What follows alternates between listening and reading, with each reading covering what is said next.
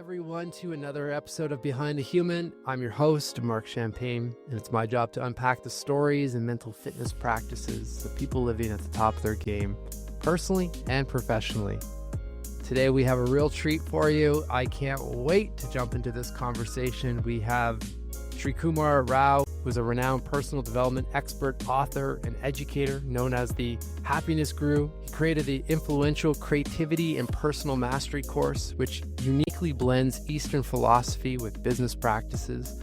Through his best-selling books, teaching at top business schools, and the Rao Institute, Srikumar has dedicated his career to helping individuals achieve personal and professional fulfillment. I mean, that sounds pretty good. Welcome to the show. My pleasure, Mark. I'm looking forward to being on it. Oh, I ever since we've been introduced, I couldn't wait to have this moment because, as you know, I've been consuming all things your work, and not just for, I mean, of course, like I love to learn and so forth, which your work is very powerful for. But I would say I've been able to go a step further and incorporate your book and your work into my actual routine, whether that is kind of the morning primer to start the day, and equally, end of day, just to kind of let the mind sit and think about something different than what I may have been thinking about in the day. So thank you for that right off the top. My pleasure entirely, Mark. So before I definitely want to jump in on some topics that I've seen surface in the book and your work and so forth. But before we go there, I like to strip away all the bios and the titles and all of that and just ask the question, in this moment where you're at today in your life, who are you? Who am I? I guess I'm a person who's on the journey. And the journey that all of us are on is recognizing that the particular body-mind intellect complex we think we are is a myth. That's not who we really are. We are pure awareness, pure spirit, and the entire purpose of the human journey is to recognize that that is who we are. And not this particular story we're telling ourselves about, I'm Srikumar, I'm an executive coach, and I created this course. That's a storyline, a soap opera. Yeah. When did you recognize the myth? Let's say I'm in the process of still recognizing it's a myth because I understand it intellectually. And it's becoming more and more clear to me viscerally. But I'm still not at the point where I'm completely embedded in it. Interesting. That is what the great teachers of the great masters understood. I was going to ask, so there is no, I mean, you never arrive there. You never arrive there. You get closer. You arrive there, you find you were always there. Interesting. The famous saying of Lao Shui, the day you stop traveling is the day you arrive. Yes. Well, that's so true. It makes sense. Okay. I mean, I'm fighting my questions around just going deeper on what you're saying right now, but I do, because I do want to set a bit of context for everyone listening, just to understand a little bit of your backstory, and then we can dive right back into that. And I think the question that comes to mind is, or what I want to ask about is, it might seem, for people that don't know you, this might seem a bit kind of in left field, but we'll get there. The Exorcist. Tell me about how that movie had an impact in your journey and kind of where we're at today. So what happened is I got a job with Warner Communications. And I was in the research department. I was a very junior member. I'd only been there a few weeks. And Warner Brothers, which is the motion picture subsidiary of Warner Communications, came up with a blockbuster movie. And the advertising agency came up with 7 different print executions. And we had to decide which one we're going to run. It was too big a project to normally have been given to me, but my boss had a personal emergency. His boss had to leave for Europe on a long scheduled trip. So I got to do the project. So I surveyed thousands of motion picture goers in four major motion picture markets, on the basis of which I made a suggestion. It was one of the few suggestions I made at Warner, which was actually accepted. And the movie went on to become an all-time blockbuster. In fact, even now, 50 years later, it's still on the list of 50 top grossing movies of all time. So The Exorcist did wonders for my career. if I if I think, because I've seen The Exorcist, and if I think of you, I think that movie stimulates very different thoughts than what your books stimulate today. It's an interesting contrast. Certainly, it has been a long journey, my friend. Yeah. So because from my understanding, at least your early path, your journey was very much focused in business and so forth. And I know you were reading and studying a lot of the ancient, I guess you can say, leaders and philosophers and their teachers and so forth. And there was a point, and please, provide a bit of context, but there was a point where I got the impression that you were taking in this wisdom and this content, which felt great. But then when you would jump out of that back in kind of the regular world of work, you were feeling the opposite. Yes. Is that what jumped you into this work that you do today? Absolutely. So I was reading all of these teachings by the great masters that they would take me to a wonderful place, and I came back to the real world. And in fact, at the moment of thinking, all of this is useful only if you're sitting quietly thinking peaceful thoughts, but not when you came to the Hurley Burway, then it's useless. Yeah. But I knew that wasn't true. I knew this was very valuable, maybe even the only thing that was valuable. I just hadn't figured out how to make use of it. So that's when I came up with the idea for my course, Creativity in Personal Mastery. Why don't I take the teachings of the world's Greek masters, strip them of religious, cultural, other connotations, and adapt them so that they're acceptable to intelligent people in a post-industrial society. And the thought of doing that made me come alive. Wow. So, Where did you even start? How do you start an undertaking like that? say that again? Where did you even start? I mean, in terms Well, I of, just created the course, and I was a business school professor, so I offered it, and it did well. I modified it, and I moved it to Columbia Business School in 1999, and it exploded. It was the only course at Columbia which was a university-wide draw. I had students from law school, from business school, the School of International and Public Affairs, from journalism, teachers college, all over the place. wow. Because business schools, Mark, don't really deal with the stuff that's really important. Who am I? What makes me happy? What do I want my legacy to be? They don't. Yeah. They don't even acknowledge those issues, much less address them.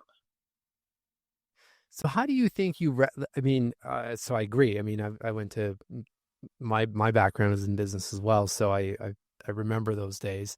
I feel like the only thing that I really took from that education was the ability to or the skill of working in teams and working on a shared problem of some sort and coming up with some sort of business solution or a company, and to go through that process of ideation and asking questions.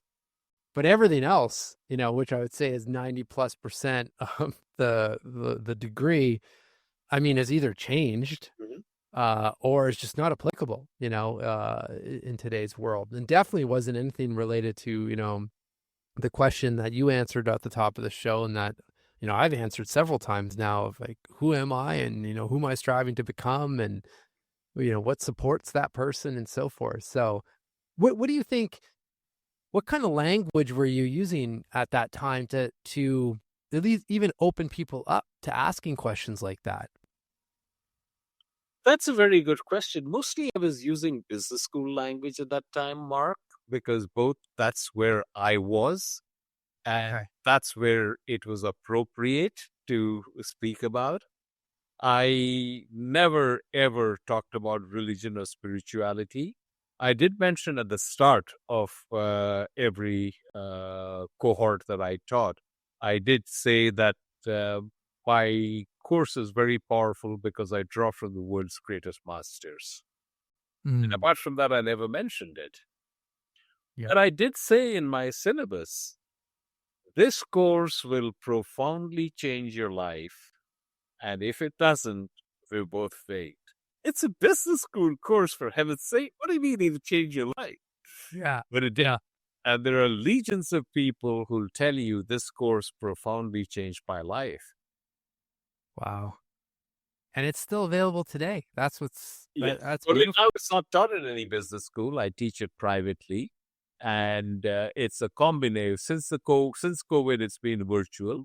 But now we're coming up with a format which is part virtual, part live, and we're still experimenting. But yes, we can take it now outside of the confines of a business school. And I find, frankly, the people who are taking it and they're paying their own money, literally, to do that, are so much more dedicated and they get so much more out of it. And I have now come to terms with the fact that, hey, it is a spiritual course. That's the journey I'm on. So I'm going to lay it out like that. And those for whom it's right will be attracted. And those who don't believe in that, God bless them, but they're not right for it. Oh, wow. Okay.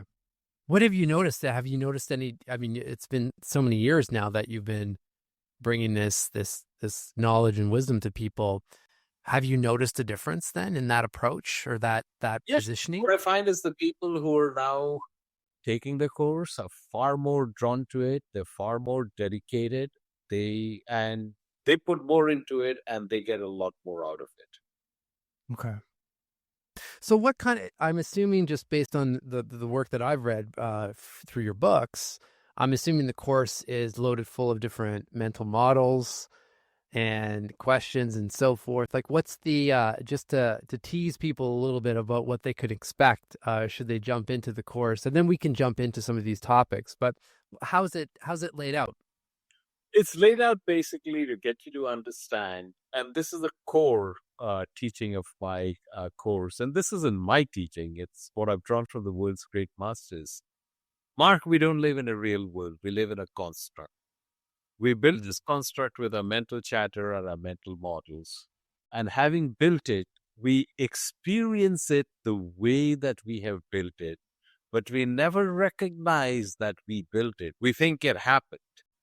It didn't. It's as if we were all living in the Matrix, only this is not a Matrix created by an alien civilization out to enslave us. It's something that we created with our mental models and our mental chatter. Now, this, Mark, is a very liberating concept because if you live in a world, in a real world, and you don't like it, you're screwed. Grin and bear it. But if you live in a world and you don't like it and the world is a construct, you can deconstruct the parts of it you don't like and build it up again. And you can do it again and again and again. That's what my course is all about. Okay. Where did you first pick up that? Like, I'm assuming this idea or this kind of core concept lives through all of in maybe different language, but for the most part in all of the great masters. But do you remember for you as you were learning, and I know you continue to learn, of course, and study, but do you remember some of those moments where it clicked and okay, this is something's different now in my own mind? It's difficult. I can't think of any particular aha moment. Okay.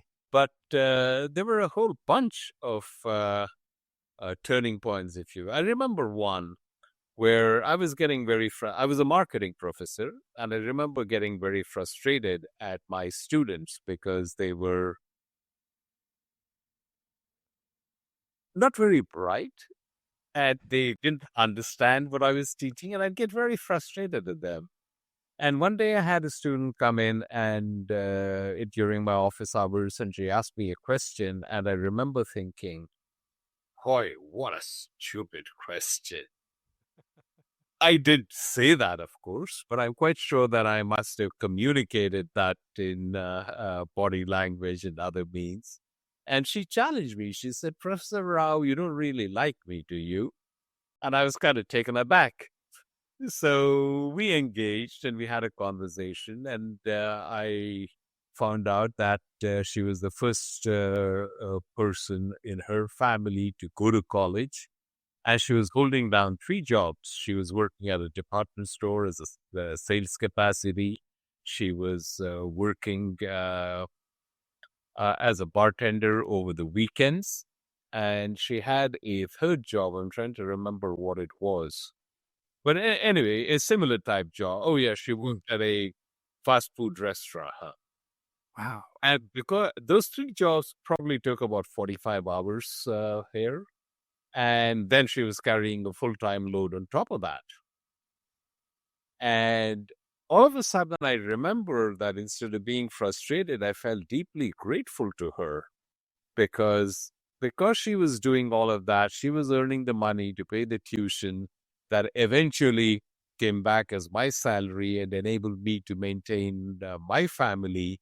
And instead of feeling angry at her for being stupid, quote unquote, and not understanding what I had to say, I became grateful for her that she did what she was doing.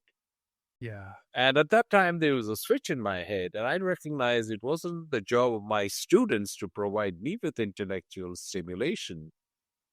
It was up to me to make my subject so interesting that they couldn't help but pay attention. It was a completely different approach. And when I started doing that in a class of 30, maybe 4 or 5 students would respond to that, and I'd teach to them, and the rest of the students just came along for a ride. But it greatly changed my experience of teaching. And within a year of that happening, I created my course and took it over to Columbia Business School, and it exploded. And I taught it at many of the top business schools in the world. And my life changed completely. But it changed completely because I changed how I viewed what I was doing. And that is actually a core lesson. What do you think afforded you the luxury of the pause? Because in what you shared, what comes to mind is that you paused your own autopilot of that kind of narrative that had historically been running in your mind, and then flipped to the gratitude perspective, which I see really, or I feel very strongly in your work in general.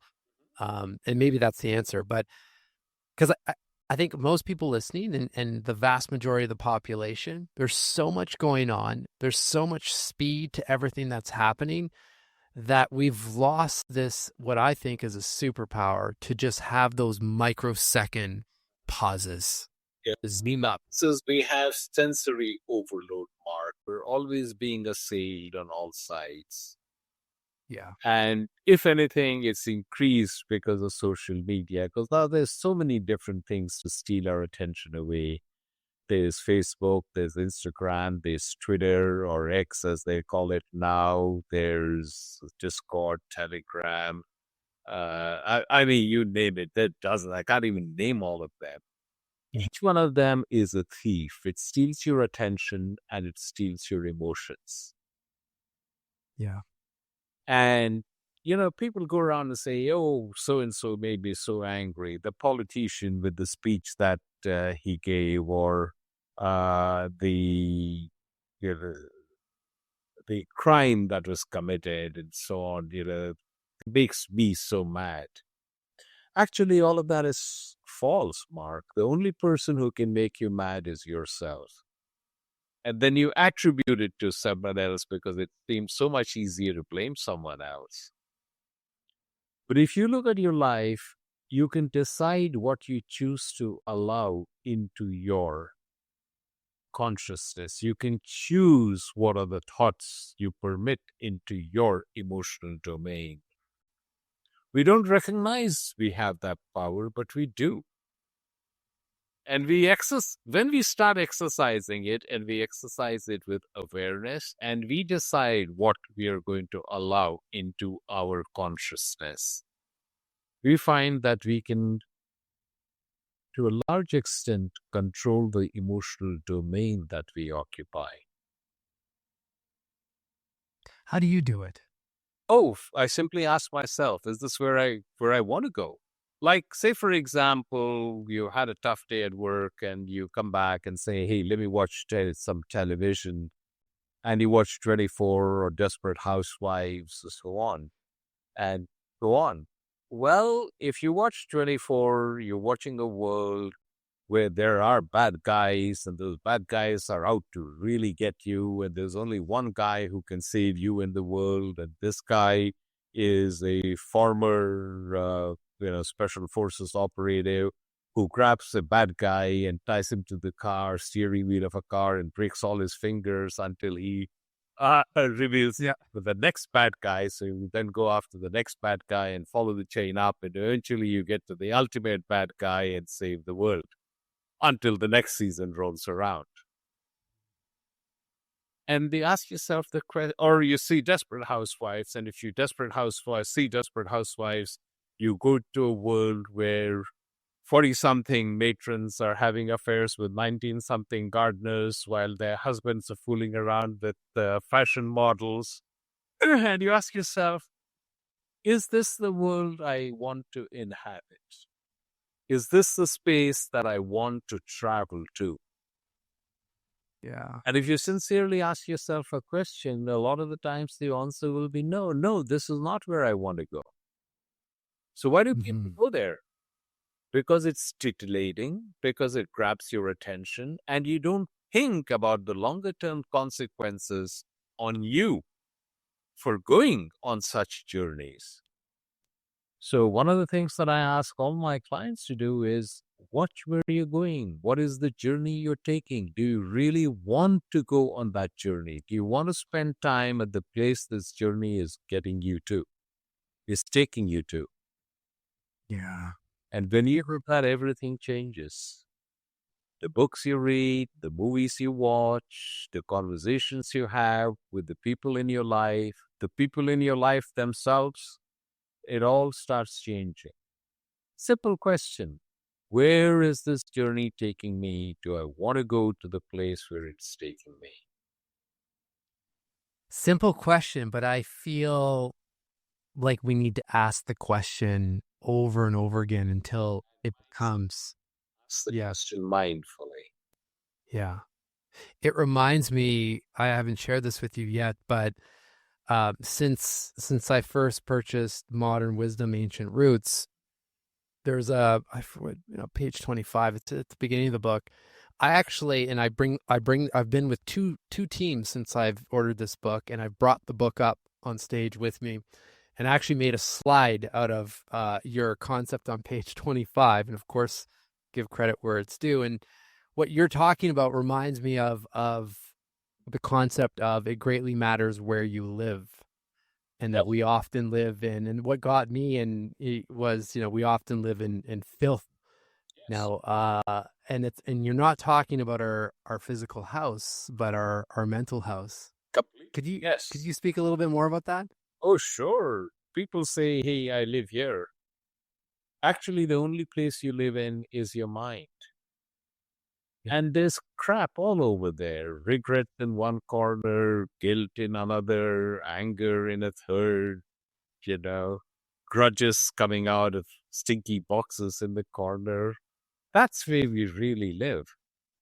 And until you clean up that environment, there's going to be no peace and harmony in your life. Yeah.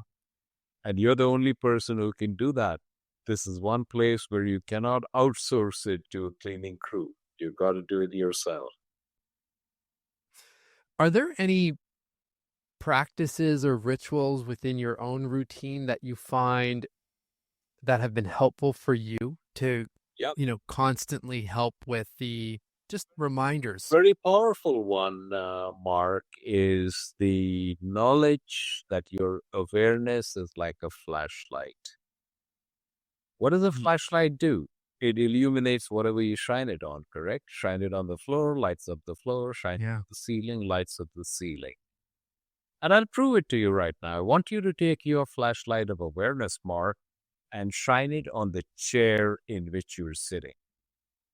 Yep. And the moment you do that, you can feel the pressure of your buttocks on the seats, right? You can feel the leather or the fabric against the back of your thigh. Yes. 30 seconds ago, you were not aware of any of that, but now you are. Why? Because you've shown the flashlight of your awareness on it. Okay? Yep. Where do we typically shine the flashlight of our awareness on? Typically, we shine it on the 2, 3, or 4 things that are problems in our life. More precisely, on the 2, 3, or 4 things that we have arbitrarily decided is a problem in our life. And what about the 40, 50, 200 things which are pretty damn good about our lives? I will wager that none of the people who are or will be listening to this podcast have to bother about, am I going to have dinner tomorrow? They have a bed to sleep in. They have a roof over their heads. That makes them incredibly privileged because any one of these is a big deal in a huge part of the world outside, right? Yeah, of course. But they don't think of themselves as privileged. They think of themselves as put upon and stressed out. Why? Because of where they shine the flashlight of awareness on. So starting immediately, shine the flashlight of awareness on the many ways in which you're incredibly fortunate and blessed. Do it last thing at night before you go to bed. Do it first thing in the morning when you wake up. Don't go immediately to the space of, oh my God, there's too much to do and I don't have enough time to do it all. Instead, recall how truly blessed you are. Marinate in it, shower in it, soak yourself in it.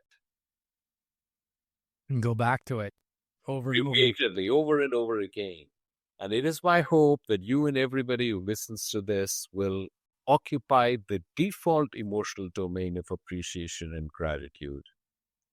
Because when you're there, you're not angry, you're not nervous, you're not anxious, you have no worries. The two cannot coexist. Yeah. You work with some pretty, I know you have a course and all the material and whatnot, but you also work one-to-one with some pretty, I would say, high impact, entrepreneurs and leaders and so forth. Where do you typically start with those individuals, or what do you see come up most often? Well, what happens is I've got a very specific niche in coaching, Mark. I coach individuals who are successful, very successful, who are driven. They really want to have an outsized impact on the world. At the same time, they have a spiritual bent that they want to bring into every aspect of their life. Sometimes in the back of their minds, they might have a thought, I can sit down and meditate 8 hours a day and grow spiritually, or I can become a business titan. And my job is to show them it's not or, it's and. That becoming a business titan is your spiritual path. So how does this work out when you have to make all those decisions that an entrepreneur has to make? Should I invest $5 million in this strategy? Should I hire this person for a key role? That's the sandbox in which I coach. Do you have any language or tactics that have been helpful to help? Because I feel like you almost need to reorient people at the beginning. Completely. Because it's not the regular path. Everyone almost Regular path. A great deal of what I teach them is contrary to what the world is thinking. For example, very common thing coaches do is, hey, you got to be very clear about where you're going to go. You have to set your goal and then you have to work hard to achieve your goal. And you got to make sure that your goals are smart, specific, measurable, and all the rest of the thing that goes there. And I got a contrary philosophy. I say, by all means, set a goal to yourself. But once you set the goal, forget about it. Don't pay any more attention to it at all. Instead, pour all of your energy, all of your emotional energy into what are the actions that you have to undertake in order to meet your goal. Whether or not you meet your goal, Mark, is totally beyond your control. Any number of extraneous factors could come in and disrupt it. Yeah. Yeah, you've got to focus on what you can control and If the you action. focus on the actions you have to undertake, two things happen. Number one, you actually begin to enjoy the journey, and the journey is the only thing you have. The destination is a mirage. You get there, you tarry a few minutes, and then you're off somewhere else. The journey is with you always. The journey is the only thing you have. And the second thing that happens is the probability you'll get to the outcome you want, the goal you want to reach, actually increases when you're not hung up on getting there. Yeah, that's the one I play with, or that is often in my mind that I feel. I mean, maybe you can, I'm sure this isn't the first time you've heard this, but I almost have a bit of a mental battle knowing this, but also, just the regular facets of life come up. Like, okay, well, I need, certain amount of business and this and that. And it can be exhausting. Correct. When you're doing that. So what I still my clients is, don't try to make things happen in the world. Allow them to happen. Allow life to unfold rather than desperately trying to force it into a mold that you have created in your head. Allow life to happen. Yeah. And then it's so much smoother, so much less tension. Things just go along perfectly the way they have always been, but you never recognized it because you're very hung up on this is the way it's got to be.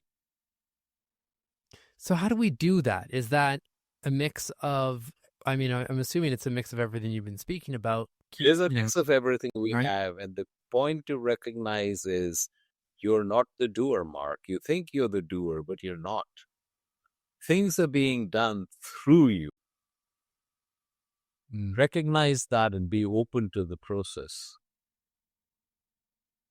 Things are not being done by you. You think they're being done by you, but they're not.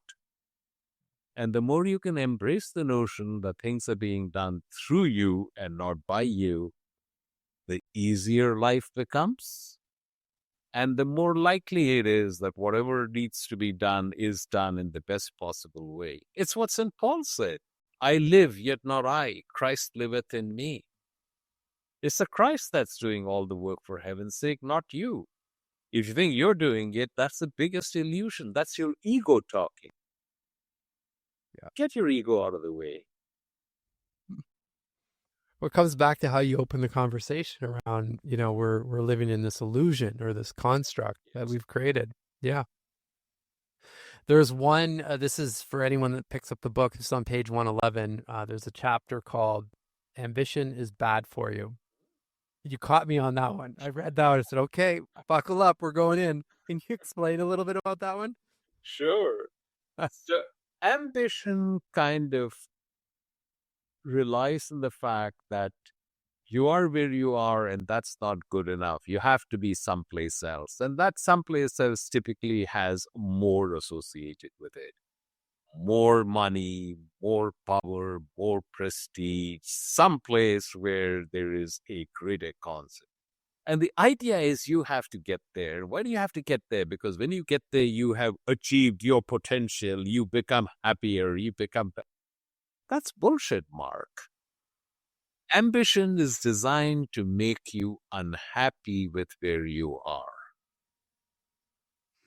And then, of course, people say, hey, what do you mean by that? Don't you realize that all the great things that happen in the world happen because of people who were ambitious, who did not accept the situation as it was, that we have a vaccine for polio because Jonas Salk would not accept polio? Yeah, I do recognize that. But here's the point. I was a physics major, Mark, and even though I was a physics major, I loved poetry and loved the romantics, Byron, Shelley, Coleridge, Wordsworth, Blake. And if you look at the lives of all of these people at that time, tremendous adversity and misery. Da Vinci was persecuted for his sexual orientation. Michelangelo was bossed around by tyrannical popes. Byron had to leave the country because he fell in love with his half-sister. Beethoven was deaf. So out of this tremendous misery and adversity. They produce masterpieces of painting and sculpture and poetry and music that still enthrall us hundreds of years later. And there's no doubt that they were able to come out of this with tremendous success. But my question is, would you rather be pushed by great pain or pulled by grand vision? Ooh, powerful. Think about it. Would you rather be pushed by great pain or pulled by grand vision? And if you're ambitious, I want all of this because there is a hunger inside you that will not be satisfied, and you feel that you need that, whatever your thing of ambition is, in order to fulfill you, then you're in a pretty miserable place. But if you have this ambition and it's a grand vision, and it's a grand vision because that is your path in life, as opposed to, I got to do that, I got to get that to be happy, then it's fine. So don't let it be ambition. Let it be a grand vision. And that grand vision is something that you work towards because that is your path in life, not because if that happens, then I will be happy. Yeah. Make sense? Ooh, yeah, oh, yeah, that's powerful. Very powerful. And, you have that grand vision, and then you leverage, essentially everything we've been speaking about keeping the mind in a, grateful, kind of thriving state, and in this place where you can see, the decisions or the actions and the path to lead you to that vision. I mean, I feel like this is how it all works together. Yep. Versus the opposite of what, like I see most often is just high stress, nonstop survival mode, right? I mean, it doesn't have to be like that. It doesn't have to be like that at all. Wow.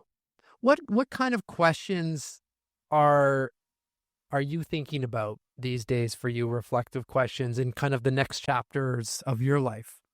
I'm simply letting life unfold, Mark, and people who can benefit from what I have to offer find me, and I'm happy to share with them. And those who don't, God bless them. I wish them well on the journey. So I'm simply letting life unfold. Well, I spent a lot of time talking about thinking about the kinds of things that we're discussing right now. How can I create exercises? How can I create stories which will bring, if you're reading Modern Wisdom, Ancient Roots, so it's full of stories. Yeah. And I find creating these stories helps people understand what it is that I'm talking about. Yeah. Yeah, I agree. Well, I mean, if you think about it, we've evolved, or we've passed down wisdom and traditions through story since the beginning of time. And I feel like some cultures do this better than others. And I definitely see this in North America, where I feel like we've lost a lot of, wisdom transfer and so forth. And the best way to, I think, bring a lot of that back is through story. Yeah. So I spend a lot of my time thinking about and creating stories. And if you subscribe to my blog, you get them. Huh? There we go. Incredible. What's as we wrap up here, is there one or two things that you wish I'd asked you about, or that you'd love to leave with this audience that I haven't touched on? Yeah, if you can ask me, how do my coaching clients benefit? What are the benefits that they get? Yeah, I'd love to know that. And the answer is very simple. When I coaching happens at two levels, Mark. Level number one is cognitive, where I present ideas, and you look at those ideas and you mesh those ideas against your education, your life experience, the situation in which you function. And that's important. But what's even more important is a second, deeper level. And the second, deeper level is something that you can't describe, but you feel it. You feel at the end of a session with me that you're functioning at a higher, different level of consciousness. A level of consciousness, what seemed to be insurmountable problems become merely stuff I have to take care of. And all of my coaching clients report that when they have a session with me, at the end of that session, they know that they're functioning at a different, higher level. And what does the coaching get them? Two things. Number one, joy in their life. Most people, especially successful, quote unquote, people, if you ask them, are you happy? They say, yeah, of course, I'm happy. But they're setting the bar too low. When they're saying they're happy, what they're really saying is there's nothing actively bothering me right now. And there's some stuff in my life I'm looking forward to. Maybe my next vacation, maybe dinner with a friend, something like that. That's not what I'm talking about. Does your blood sing at the thought of being who you are and doing what you do? Do you come radiantly alive? Remember when you were a kid and you could watch a puppy chase its tail for an hour? Why is that kind of joy not in your life anymore? So true. when I begin my coaching with a client, I say, you can expect more of that kind of joy coming into your life. The sense of effort drops away. The strain drops away. Things happen, and they happen much better than you could ever have imagined. And the second thing that happens is you reach success that you could not even have dreamed of. And you don't make it happen. You allow it to happen. It flows into your life. Yeah. Well, that's where the ripple effect of, you being one individual, obviously, in this line of work, but the ripple effect of your direct one-to-one work then is exponential with, of course, I know you work with high impact and individuals that have teams and organizations that, do a lot for this world. So it's powerful stuff. Yeah. Approximately half my coaching clients have said, Dr. Rao, I got so much out of working with you. Would you please talk to my team as well? Yeah. So. Exactly. Amazing. Well, I can talk to you for hours, of course, but I want to respect your time. My last question is what excites you about your grand vision at the moment? My grand vision is that we live in a world where we are not hung up on acquiring more and more for me. And the me is defined very narrowly as a body-mind-intellect complex that we define. This is me. I am Mark. I run a podcast. That's not who you are. Who you are is pure awareness. This is, say, merely a role you're playing, a soap opera that you're a part of. So if you can really get out of that and recognize that deep down we're all one, and recognizing that oneness. So I cannot steal you because I'm stealing from myself, and I do that. And when that becomes an embedded living reality, that is where we would have most of the problems that we're so concerned about simply drop away. So true. So true. Well, that's a beautiful place to end. We are one. And we've always been one. We've always been one. And yeah, and there's just so many. I can't encourage more people more to pick up your work and obviously dive into the course. And of course, any of those ambitious and motivated leaders that are working on that grand vision, let's just say, to reach out. And you're one person, of course, so I'll reach out with some sincerity, but to work with you directly, because I legitimately and feel this intuitively and from the core that making that connection is just a beautiful thing for where we live. So, from your mouth to God's ears. That's this. Yeah, exactly. Because we've only known each other for a short amount of time and had a couple conversations, but already just through your work. The connection is very deep and profound, Mark. And that is the kind of connection that I want everyone to experience. Because that is where the real power is. That is where change really happens. Marketing is hard. But I'll tell you a little secret. It doesn't have to be. Let me point something out. You're listening to a podcast right now, and it's great. You love the host. You seek it out and download it. You listen to it while driving, working out, cooking, even going to the bathroom. Podcasts are a pretty close companion. And this is a podcast ad. Did I get your attention? You can reach great listeners like yourself with podcast advertising from Libsyn Ads. Choose from hundreds of top podcasts offering host endorsements, or run a pre-produced ad like this one across thousands of shows to reach your target audience and their favorite podcasts with Libsyn Ads. Go to libsynads.com, that's Libsyn, ads.com today,